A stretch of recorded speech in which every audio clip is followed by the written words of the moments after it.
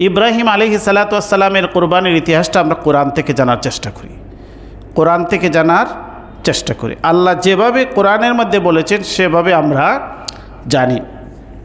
আমরা লোকমুখে অনেক কিছু শুনে আসছি ছোটোবেলা থেকে।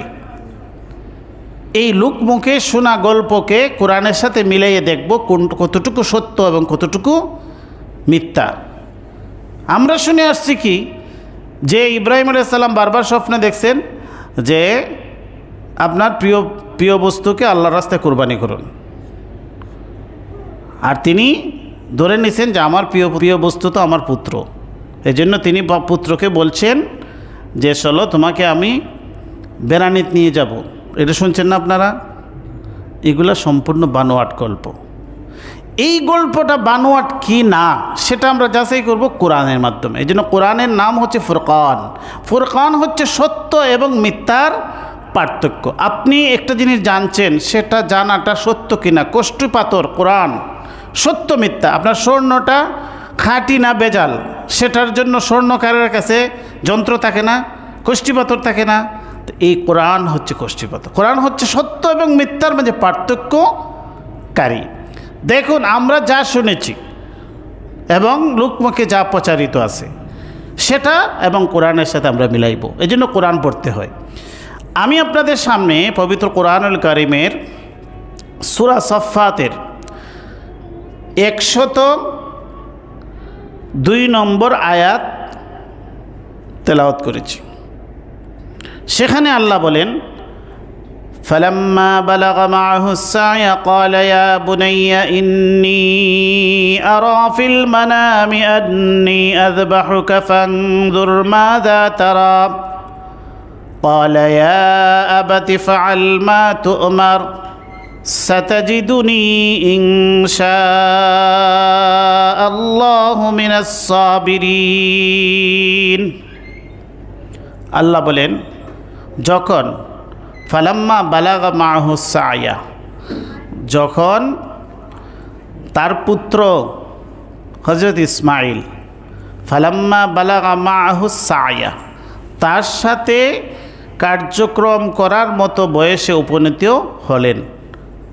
ইব্রাহিম আলাইহিস সালাতু ওয়াস সালাম জীবনের দীর্ঘ একটি সময় নিঃসন্তান ছিলেন। জীবনের দীর্ঘ একটা বয়সে তাফসীরের কিতাবে লেখা হয়েছে যে তার ৮৬ বৎসর বয়স পর্যন্ত তিনি নিঃসন্তান ছিলেন। তো ৮৬ বৎসর বয়সে আল্লাহ ওনাকে একটি পুত্র সন্তান দান করলেন। ওনার নাম হচ্ছে হযরত ইসমাইল আলাইহিস সালাতু ওয়াস সালাম। তিনি আল্লাহর কাছে দোয়া করছিলেন, রব্বি হাবলি মিনাস সালিহিন, আল্লাহ আমাকে একজন নেককার সন্তান দান করুন।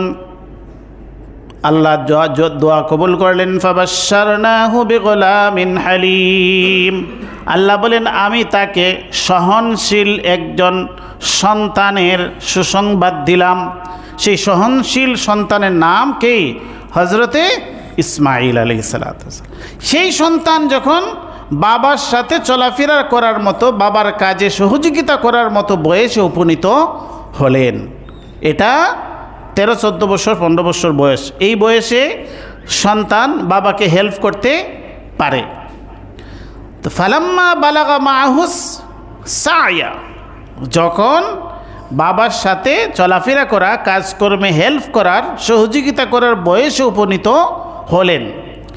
ক্বালা, তখন বললেন ইব্রাহিম আলাইহিস সালাতু ওয়াস সালাম তার সন্তানকে, ইয়া বুনাইয়া, বুনাইয়া মানে হচ্ছে ইয়া আমার প্রিয় পুত্র, হে আমার প্রিয় সন্তান, ইন্নী আরা ফিল মানামি আন্নী আযবাহুকা, আমি স্বপ্নে দেখেছি তোমাকে আমি জবাই করতেছি। আন্নী আযবাহুকা, আমি তোমাকে জবাই করছি, সেটা আমি স্বপ্নে দেখেছি। নবীগণের স্বপ্ন ওহী হয়। নবীগণের স্বপ্ন কি হয়? ওহী হয়।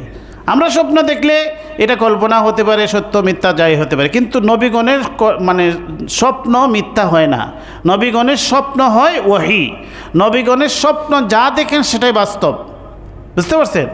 এই জন্য তিনি বলছেন যে ইন্নী আরা ফিল মানামি আন্নী আযবাহুকা,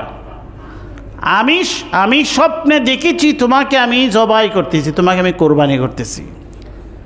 তার মানে এটা হচ্ছে আমার আল্লাহর পক্ষ থেকে আমার প্রতি নির্দেশ। আল্লাহ সরাসরি নির্দেশ না দিয়ে ওনাকে স্বপ্নে দেখাইলেন, এটাও আর আলাদা একটা পরীক্ষা, সেটার ব্যাখ্যা ভিন্ন, আমরা বলবো পরে। তাহলে দেখুন, আমরা শুনছি কি যে তিনি স্বপ্নে দেখছেন যে আল্লাহ নির্দেশ দিচ্ছেন যে তোমার প্রিয় পুত্রকে তোমার প্রিয় বস্তুকে আল্লাহর রাস্তায় কোরবানি করো। আর আল্লাহ কোরআনের মধ্যে আমরা জানাই দিলেন যে ইব্রাহিম আলাইহিস সালাম সরাসরি দেখছেন, দেখে পুত্রকে বলছেন যে আমি স্বপ্নে দেখেছি, ইন্নী আরা ফিল মানামি আন্নী আযবাহুকা, আমি তোমাকে জবাই করতেছি। তাহলে আমাদের শোনা আর কোরআনের সাথে মিল আছে? কোরআন দিয়া সত্যটাকে যাচাই করতে হবে। যা শুনছি সেটা কোরআন থেকে যাচাই, এই জন্য কোরআন থেকে কোরআন বুঝতে হবে।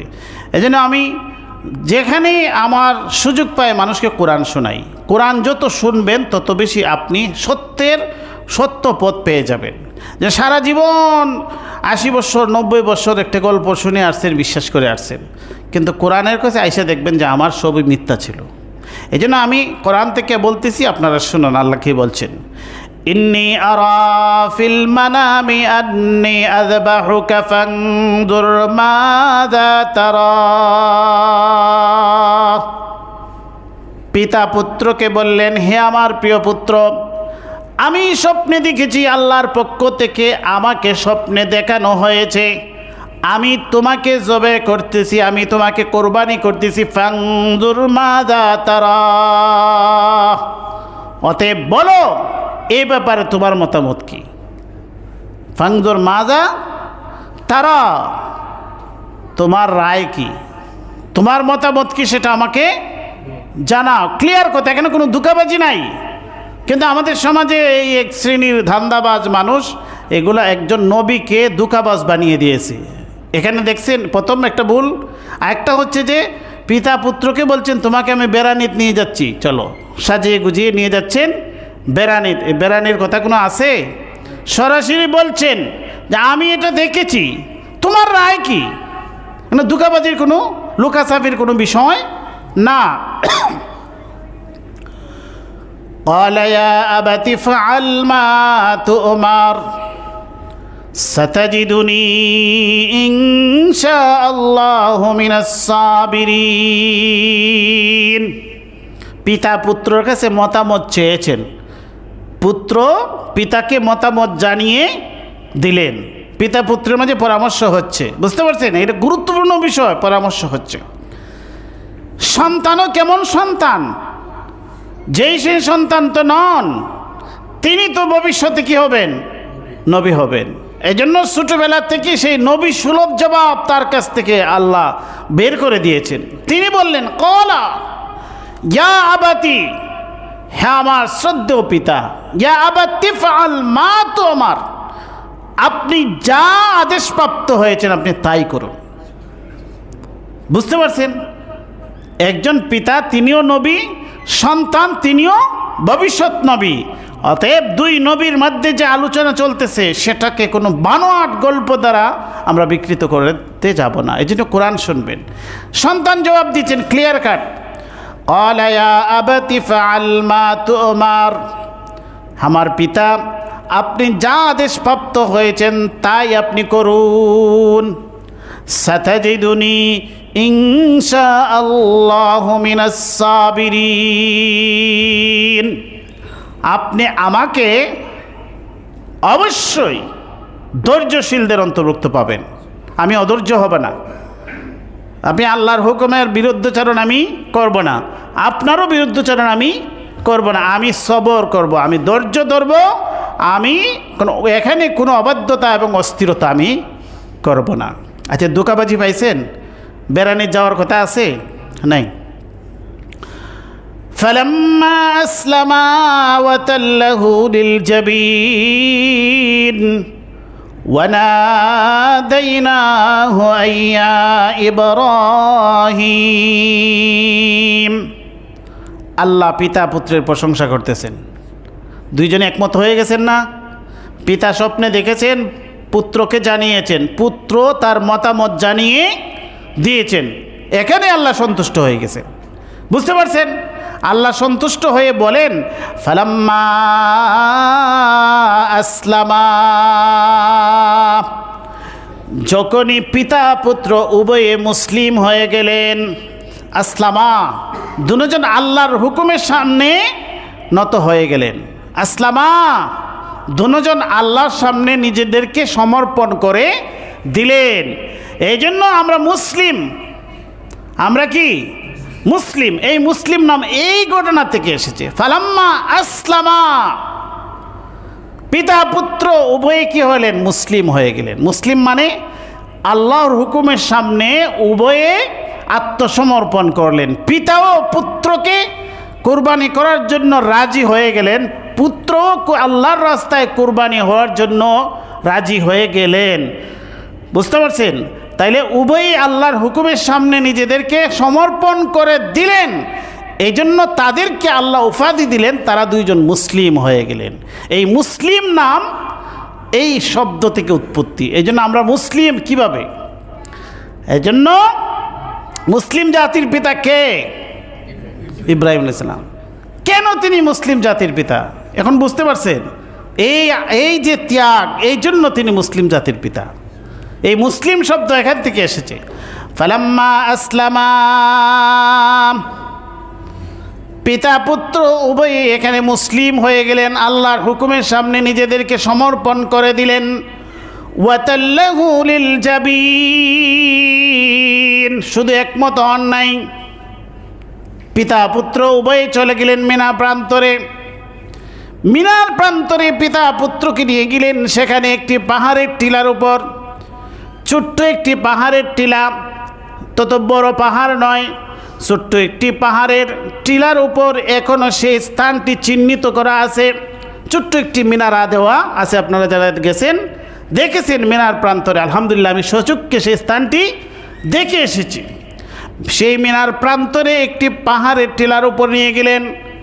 সেখানে নেওয়ার পরে আল্লাহ বলেন ওয়াতাল্লাহু লিল জাবিন,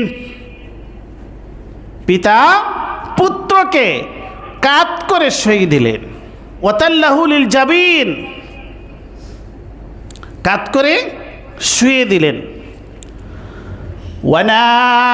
ওয়ানাদাইনাহু আইয়া ইব্রাহিম,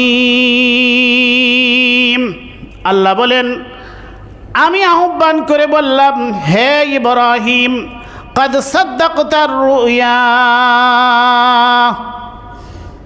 আপনি আপনার স্বপ্নকে বাস্তবায়ন করে ফেললেন। কাত করে শুধু শুয়ে দিলেন, মধ্যখানে ছুরি চালানোর কোনো ঘটনা ঘটে নাই। ছুরি চালিয়ে দিয়েছেন, বারবার এটা যাচ্ছে না, এই গল্প আপনারা শুনছেন না? ছুরি চালানোর মতো কোনো পরিস্থিতি তৈরি হয় নাই, শুধু মাটিতে শুয়ে দিলেন। এতে আল্লাহ বললেন ওয়ানাদাইনাহু আইয়া ইব্রাহিম, হে ইব্রাহিম, কাদ সাদ্দাকতার রুয়া, তুমি তোমার স্বপ্ন বাস্তবায়ন করে ফেলেছো। বাস্তবায়ন হয়ে গেছে, জবাই করার আগেই বাস্তবায়ন হয়ে গেছে। ছুরি চালানোর মতো কোনো ঘটনা ঘটে নাই। তাহলে আমরা যে গল্প শুনলাম যে ছুরি চালাইতেছেন, একটার পর একটা গলা কাটতেছে না, এরপরে তিনি কি করলেন? ছুঁড়ে ফেলে দিলেন, পাথর মানে টুকরা টুকরা, এগুলো সম্পূর্ণ বানোয়াট গল্প। কোরআনের সাথে মিল আছে? আপনারা বলেন কোরআনের সাথে মিল আছে? আমি যেখানে কোরআনের সূরা সাফফাতের 102 নম্বর আয়াত থেকে আপনাদেরকে আমি শোনাচ্ছি, আপনারা কোরআন বের করে দেখবেন। এই জন্য সবাই কোরআন পড়তে হবে। সূরা সাফফাতের 102 নম্বর আয়াত থেকে নিয়ে এখানে 4-5টা আয়াত, শুধুমাত্র কোরআনের শুধু এক জায়গায় সূরা সাফফাতের মাঝে আল্লাহ ইব্রাহিম আলাইহিস সালামের কুরবানির ইতিহাস বলেছেন, আর কোথাও নাই। কোরআনের আর কোথাও নাই, শুধুমাত্র এই জায়গাটাতে আছে। সূরা সাফফাত, সূরা সাফফাত, সূরা ইয়াসিনের পরেই যে সূরা, এই সূরাটাই কি? সূরা সাফফাত। এই সূরা সাফফাতের মধ্যে আপনারা পেয়ে যাবেন। সূরা ইয়াসিনের পরে যে সূরা, এই সূরাটা হচ্ছে সূরা সাফফাত। আর এই সূরা সাফফাতের 100 নম্বর আয়াত থেকে অনুবাদ পড়তে শুরু করবেন, 100 নম্বর আয়াত থেকে শুরু করবেন, তখনই আপনারা ইতিহাস পাবেন। আচ্ছা, فلما أسلم وتله للجبين وناديناه أن يا إبراهيم قد صدقت الرؤيا إنا كذلك نجزي المحسنين পিতা পুত্রকে এইভাবে কাত করে শুয়ে দিলেন। এতে আল্লাহ বললেন যে কাদ সাদ্দাক্তার রুয়া, আল্লাহর পক্ষ থেকে বলা হলো, হে ইব্রাহিম, আপনি আপনার স্বপ্নকে বাস্তবায়ন করে ফেলেন। স্বপ্ন বাস্তবায়ন আল্লাহর দৃষ্টিতে হয়ে গেছে, কিন্তু বাহ্যিকভাবে স্বপ্নে যা দেখেছেন সেটা হয় নাই। হয়েছে? স্বপ্ন দেখেছিলেন আন্নি আজ বাহুকা, আমি তোমাকে জবাই করছি, কিন্তু আল্লাহ এর আগেই বলছেন যে আপনার স্বপ্ন বাস্তবায়ন হয়ে গেছে। তাহলে কি আল্লাহ কি সরাসরি চেয়েছিলেন যে সন্তানকে তিনি জবাই করুন? না, আল্লাহর মানসা এটা ছিল না।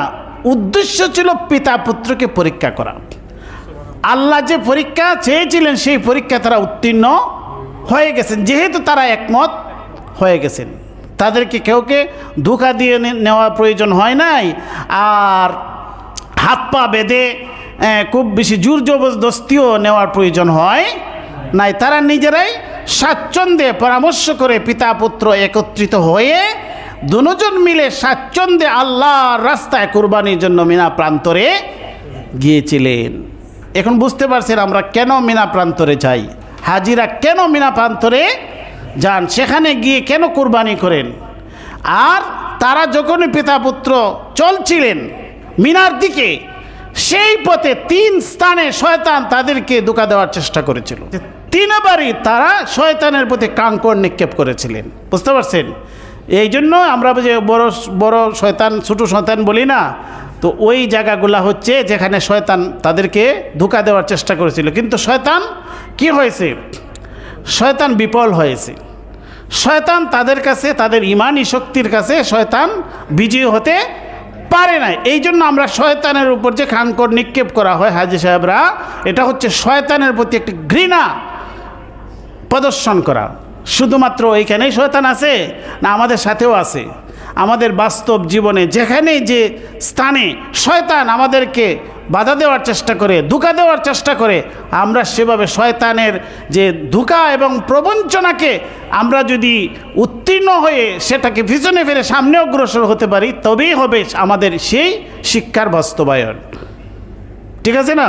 এই জন্য এখানে আমরা দেখে না যে আল্লাহ কি বলছেন, قد صدقت الرؤيا إنا كذلك نجزي المحسنين إن هذا لهو البلاء المبين وفديناه بذبح عظيم। আল্লাহ বলেন যে এটা হচ্ছে ইন হাযা লাহুল বালাউল মুবিন, এটা হচ্ছে সুস্পষ্ট একটি পরীক্ষা। বালা এক কঠিন পরীক্ষা, সাধারণ পরীক্ষা নয়। إن هذا لهو البلاء المبين وفديناه بذبح عظيم। আল্লাহ বলেন আমি তাকে মুক্ত করলাম, সন্তানকে মুক্ত করে, বিযিবহিন আযীম, একটি মহা একটি জবেহের বস্তু আমি পাঠিয়ে দিলাম। বিযিবহিন আযীম, মহা একটি জবেহের বস্তু, একটি পশু পাঠিয়ে দিয়ে আমি ইসমাইলকে মুক্ত করে দিলাম। আল্লাহর পক্ষ থেকে একটি পশু, জান্নাতি পশু চলে আসলো। এই ওয়াতারাকনা আলাইহি ফিল আখিরিন সালামুন আলা ইব্রাহিম। ইব্রাহিম আলাইহিস সালামের প্রতি আল্লাহ সালাম দিয়েছেন। কে সালাম দিয়েছেন? সালাম পাওয়ার যোগ্য হয়েছেন কিনা, এই জন্য আল্লাহ বলেন সালামুন আলা ইব্রাহিম, ইব্রাহিমের প্রতি আমার পক্ষ থেকে সালাম। কে সালাম দিলেন? আল্লাহ সালাম দিলেন। ওয়াতারাকনা আলাইহি ফিল আখিরিন, পরবর্তী প্রজন্মের জন্য, পরবর্তী বংশধরদের জন্য, কিয়ামত পর্যন্ত যারা আসবে সবার জন্য ইব্রাহিমের সুনাম সুখ্যাতি পৃথিবীতে আমি রেখে দিলাম। ওয়াতারাকনা আলাইহি ফিল আখিরিন, কিয়ামত পর্যন্ত ইব্রাহিমের সুন্নত সবাই অনুসরণ করবে, ইব্রাহিমের গুণগান সবাই গাইবে, ইব্রাহিমকে পিতার স্বীকৃতি সবাই দিবে। ওয়াতারাকনা আলাইহি ফিল আখিরিন, কি এমনই হয়ে গেছে? এমনিতেই তিনি এই সম্মান পেয়ে গেছেন, এমনিতে আল্লাহর পক্ষ থেকে তিনি সালাম পেয়ে গেছেন, সালামুন আলা ইব্রাহিম, সালামুন আলা ইব্রাহিম কাযালিকা নাজজিল মুহসিনিন। এভাবে আমি মুহসিনিনদেরকে, আমি নেক সৎকর্মশীলদেরকে আমি এভাবেই প্রতিদান দান করি। ইন্নাহু মিন ইবাদিনাল মুমিনিন। আর আবার বললেন তিনি হচ্ছেন আমার বিশেষ মুমিন বান্দাদের অন্যতম। তিনি হচ্ছেন হজরতে ইব্রাহিম, তিনি হচ্ছেন আমাদের জাতির পিতা হজরত ইব্রাহিম আলাইহিস সালাতু ওয়াসসালাম। এখান থেকে আমরা শিক্ষা পেলাম যে কোরবানিটা শুধুমাত্র বাহ্যিক কোরবানি নয়, আমরা অন্তরের অন্তঃস্থল থেকে যেন আল্লাহর প্রতি আমরা নিজেদেরকে সমর্পণ করতে পারি, আত্মসমর্পণ করতে, সেটাই হচ্ছে কোরবানির শিক্ষা। আল্লাহ পাক রব্বুল আলামিন আমাদেরকে আমরা তৌফিক দান করুন। ওয়া আখিরু দাওয়ানা আলহামদুলিল্লাহি রাব্বিল আলামিন।